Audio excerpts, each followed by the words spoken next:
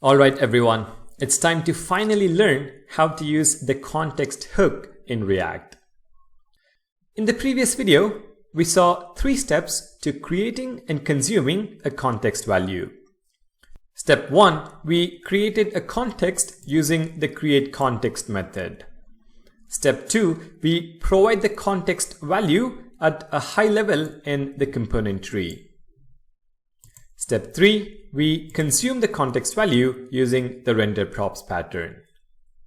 Now, let's see how to do the same with useContext.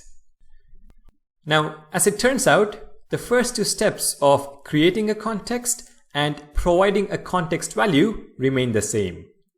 The useContext hook only makes the consumption of the context value simpler. Let's see how. For useContext, let's consume the value in component E. There are 3 simple steps to consume the context value. The first step is to import useContext from React. Second step, import the necessary context. We have 2 of them, so let's import them both.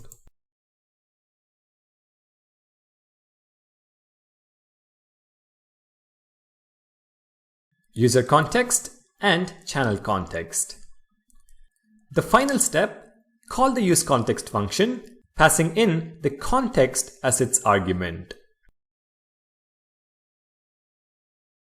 useContext user context and useContext channel context.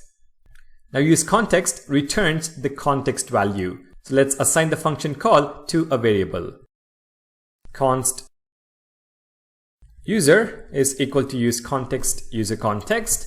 Const channel is equal to useContext channel context. And that is it. We can now use these values as required. I will simply render them in the JSX.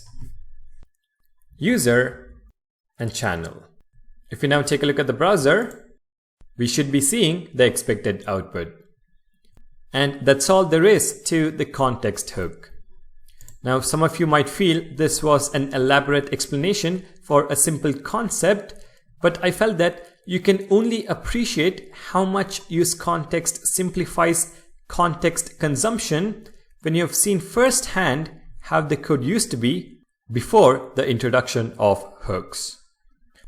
I would say this is probably the simplest hook to use, so any opportunity you get, definitely give this a try.